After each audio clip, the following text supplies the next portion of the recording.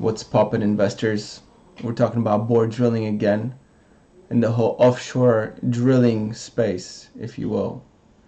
So, website, investors tab, and then investor relations, reports and presentations, download the PDF, extract the data, and what I've come up with is a few scenarios where I ask the latest and greatest of artificial intelligence to comprise analyses, stock price analyses on a company like BORR Drilling. I've asked Claude.AI, I've asked ChatGPT, and I've spent about 2 hours dialing in those models by fidgeting with inputs, by asking the AI to refine it further, and these are my findings. I found out the final results of all this work, and it's here. ChatGPT DCF analysis, discounted cash flow analysis, came up with a $9.95 figure. Claude.AI, discounted cash flow analysis, $4.64. That's what the price should be at the moment, according to these models with my inputs. If you're curious about some of the details and the inputs, some of the major assumptions that I've made is about a 10% decline in revenue quarterly for the rest of the year, and then about a 20% increase for the next year and the next. EV to EBITDA analysis. ChatGPT 2025. $2.55. That's actually really close to the current price. Not bad, ChatGPT. 2026 estimate $4.85. 2027 $7.58. Claude.AI came up with a little bit of different figures using similar analysis. $7.56 year one, I'm assuming after a year. Year 3, $12.91. Year 5, $16.58. But this of course includes linear growth.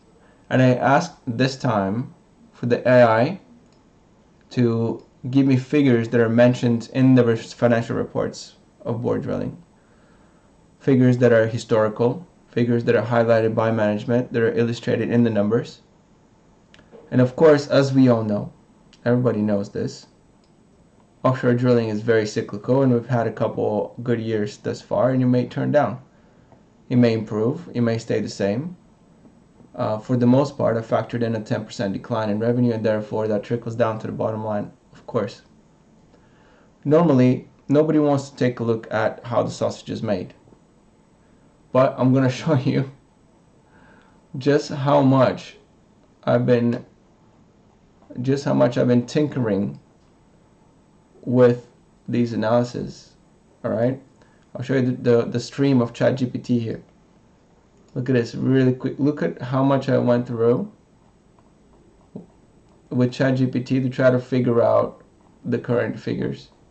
And I know that volume is not always indicative of quality, but I did a lot of fine-tuning. I fed it a lot of data from financial reports. We did some calculations together, extrapolated some assumptions, did some proper subtracting and division and addition and multiplication, and we came up with these figures.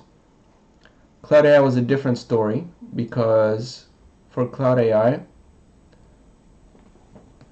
quite frankly, it kept crashing. Okay, it kept crashing, and so I had to restart it over and over and over again and start a new chat. Plus, these are not the premium versions. These are not the premium versions. And so although ChatGPT had a better idea of how to store my current data and continue from where we started off, Claude.AI had a little bit of a different idea as how to proceed. However, I will say that Claude.AI actually did a better job at visualizing what it was trying to say, whereas ChatGPT made some really nice like table data like Excel style. So I guess this is just as much as a review of analyzing companies using AI tools than it is BORR drilling, apparently. But here's the main lesson I want to impart that I've learned. Okay, I pulled up some different offshore drilling valuation methods from both AIs. Here's one from ChatGPT. 1. Earnings to cash flow based valuation. Now, the capex for BORR drilling in companies like that is extraordinary, and it has been extraordinary. They said it's going to slow down, but capital expenditures. So this metric is always negative. What is it going to tell us? Absolutely nothing. Okay, number 1, non-existent. Asset-based valuation.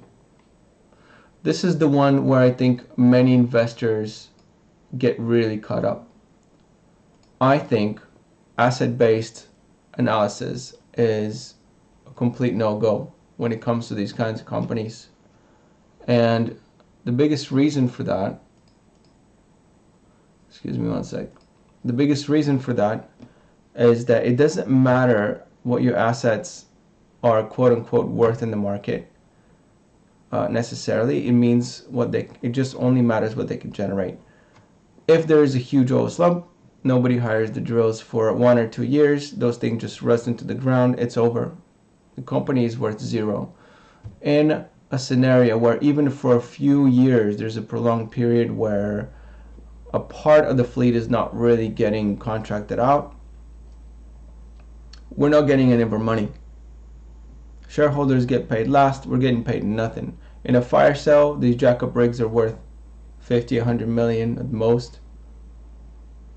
That's not going to cover the debt. The debt holders get a haircut. They'll get paid like 70%, 70 cents on the dollar. Equity gets absolutely 0. So in a scenario where there's a meaningful slowdown for offshore drillers, we are dead in the water. All right, pun intended. So the best way to look at this, owning a company like this, is that you have a call option on offshore drilling. If you think the offshore drilling is going to flourish in the next couple of years, 3 years, 4 years, you can buy this. If you think that there's going to be a slowdown, you should short this.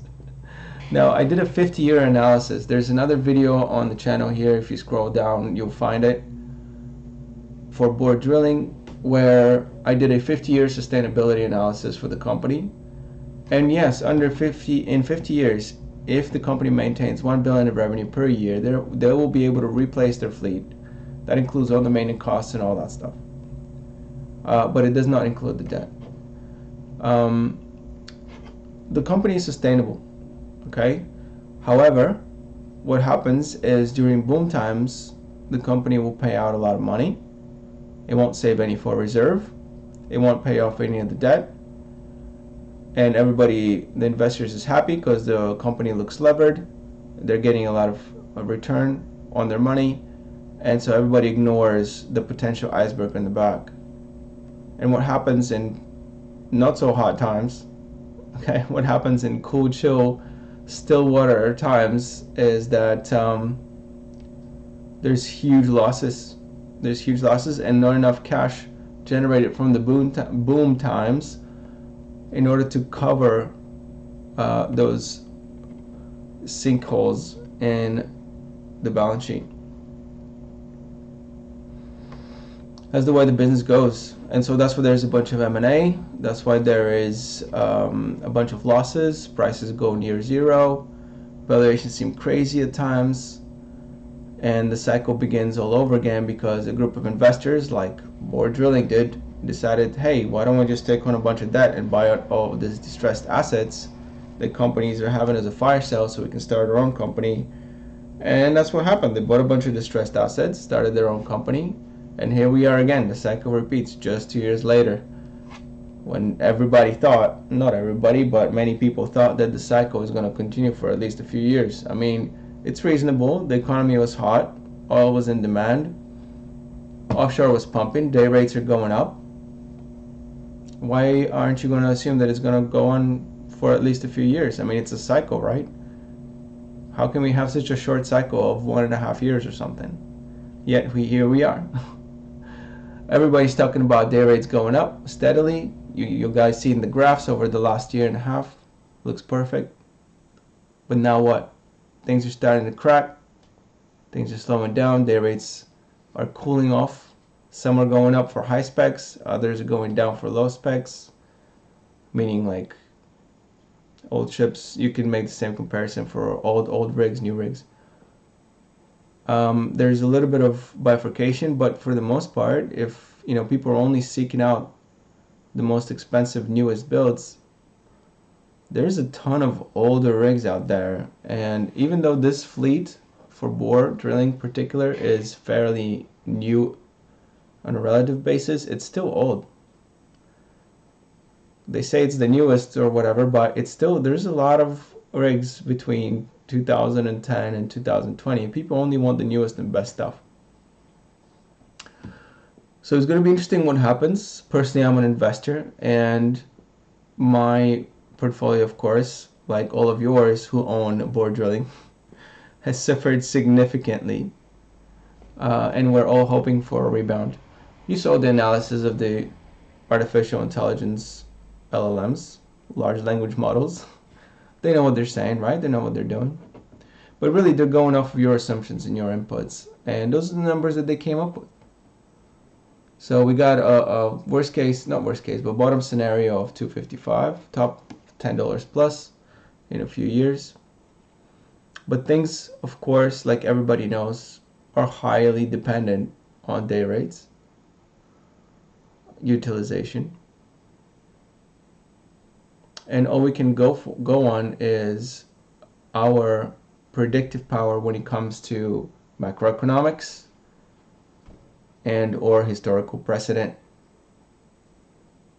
So what those two things tell us, if we just read around on Twitter or X or listen to some newscasts, those opinions shift every day. So is today's price depression caused because of these economic opinion whims? Quite possibly. I mean, just like everybody else, I might as well put my hat in the ring and throw out some kind of an opinion. After all, it seems like everybody's opinion is equally worth when it comes to macro. Literally everyone's like 50% right. And I think so am I. My predictions are always 50% right, completely useless. So what my thought is